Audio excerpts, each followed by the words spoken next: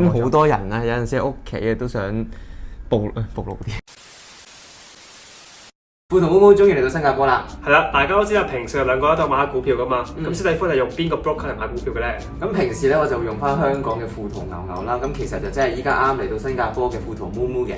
係啦，咁富途毛毛究竟有咩好咧？就係咧佢一個 app 就可以買晒新加坡、香港同埋美國股票啊，同埋佣金咧都比銀行係低好多好多嘅喎。加上咧佢嘅界面非常之清晰啦，同埋資料都非常之多嘅。冇錯，加埋啊呢個富途毛毛仲有個 desktop 嘅版本嘅喎，所以無論係做 day trade 啦，或者係做 long term investment 啦，都係非常之好用㗎。所以如果大家想開戶並且獲得呢個蘋果股票嘅話咧，就即刻去我哋下面條 link 度開呢個戶口啦。大家好啊，歡迎嚟到90後生活投資頻道，我係史蒂夫，我係大夫。咁今日咧，我哋就講下一啲關於新加坡嘅文化或者係一啲法律上嘅小禁忌喎。冇錯啦，咁呢啲小禁忌咧，對生活喺新加坡人嚟講都非常之重要嘅，因為一個唔小心咧，就可能會觸犯咗新加坡嘅法律㗎啦。所以大家無論係嚟旅行啦，或者係住喺呢度咧，都要非常之注意啲小禁忌啊。因為其實新加坡喺大家嘅眼中咧，都係好多嘅規矩同埋法律要守㗎嘛，係咪？係啦，所以我哋今日提到嘅一啲文化小禁忌咧，其實係生活上咧好容易觸碰到嘅。冇錯。咁如果大家唔小心觸碰咗呢啲禁忌咧，就可能要罰錢啦，同埋要坐監㗎喎。係啦，所以我哋今日講嘅咧，大家一定要留心聽啊。係啊。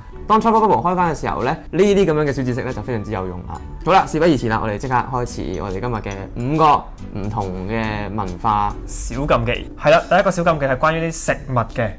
係啦，大家應該好清楚啦。新加坡咧其實有好多榴蓮食㗎，因為佢鄰近馬來西亞嘛，係咪？所以咧，當榴蓮當造嘅時候咧，好多地方都可以食到一啲好新鮮嘅榴蓮啦。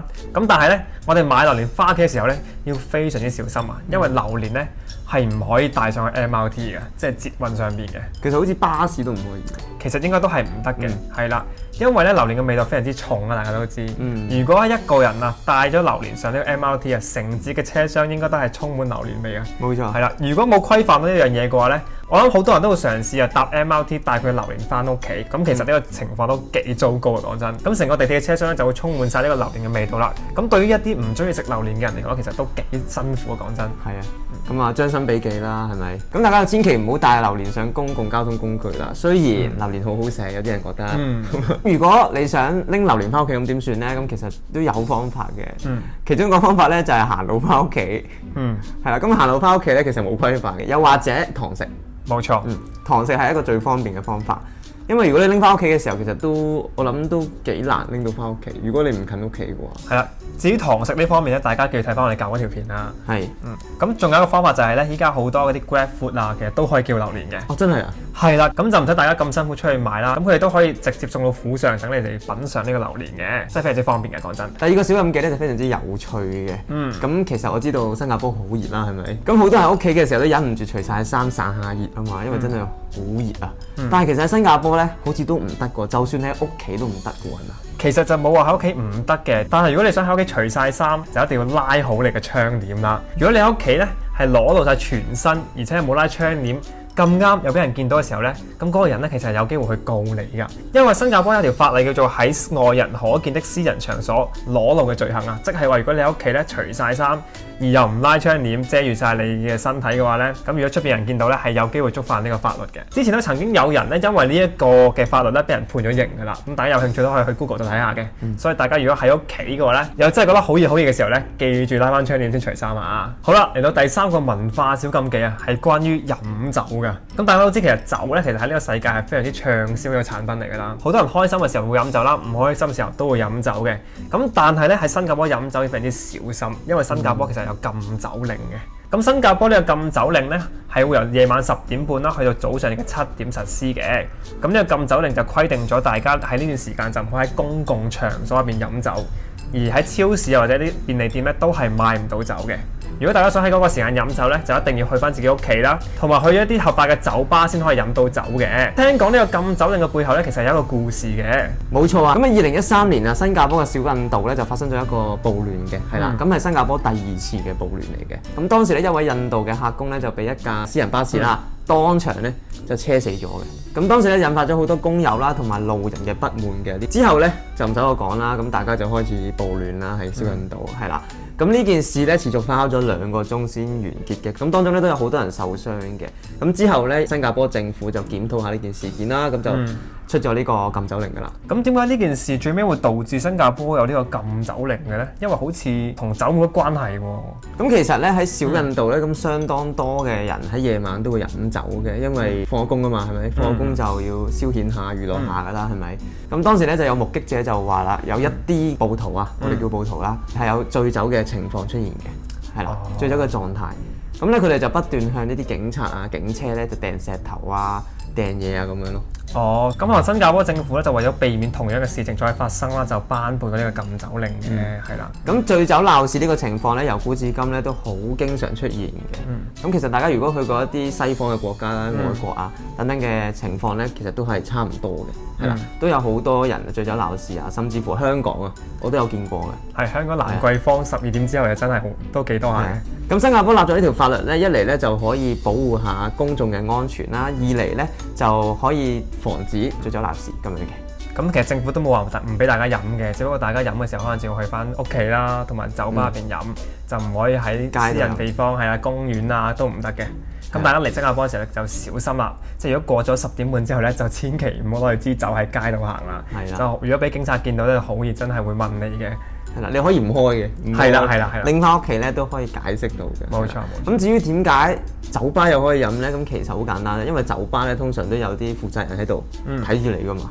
咁你一搞事，咁大家一齊會幫手阻止你啊嘛，係咪？冇錯。咁喺街就好難啦，因為街唔一定有人喺度噶嘛，咁夜嘅情況好重要。咁所以咧，呢個禁酒令咧就適用於喺公眾地方啦。好啦，第4個文化小禁忌咧都係非常之重要噶。作為男人嘅你就要小心啲聽啦。咁根據呢個新加坡刑法啊，第292條嘅 A 款規定咗啊，如果喺新加坡藏有啲淫褻物品啦，譬如話成人雜誌咧，其實係違法嘅。咁如果你去購買咧，都係違法㗎。咁最高嘅刑罰咧係會可能判監3個月加罰款嘅。咁所以大家就千祈唔好以身試法喺新加坡嘗試去買一啲成人雜誌或者一啲淫褻嘅物品咁樣啦。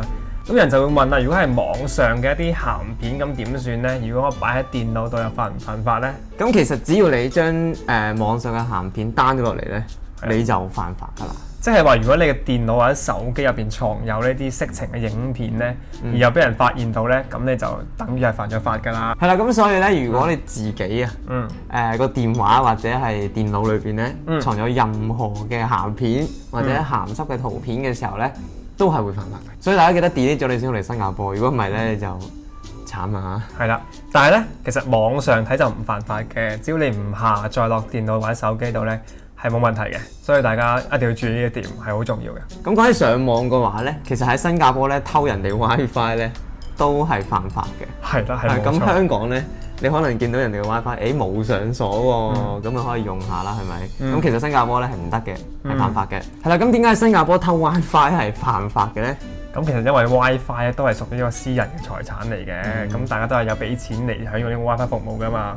咁如果你偷我 WiFi，其實咪等於偷我嘅一啲個人財產咯，係咪先？咁其實係一件犯法嘅事情嚟嘅，新加坡。大家千祈唔好亂嚟嚇。咁當然啦，如果你去一啲 cafe 啊或者酒店咧，佢係有 WiFi 俾你用嘅，咁嗰啲就唔係犯法嘅。有 offer 就冇問題啦。最後一個文化小禁忌咧，係關於新加坡嘅一啲飲食上嘅嘢嘅。咁大家都知啦，新加坡有唔同嘅種族同唔同嘅宗教啦。咁某啲宗教咧，其實係佢哋係有特定食物係唔可以食嘅。譬如話伊斯蘭教嘅穆斯林咧，又唔可以食豬嘅。咁所以如果有一啲清真火嘅餐廳咧，就代表入邊係冇豬食。佢哋嘅食物咧都經過啲伊斯蘭規定而處理嘅，所以就唔係話任何食物都可以叫到嘅。所以如果大家去到一啲有清真火嘅餐廳，千祈唔好叫豬啊，或者就豬油嘅嘢啦，係啦，呢啲係好敏感嘅事情嚟。新加坡咁香港其實都會有機會見到呢啲符號嘅。咁當時喺香港嘅話，我哋未必知道呢個符號咩意思。咁可能話俾大家聽，呢個係伊斯蘭教嘅符號咁樣嘅啫，係啦。咁但係咧嚟到新加坡咧，我哋就發現咗，其實唔係嘅。呢個符號嘅意思咧，其實係清真食物嘅意思。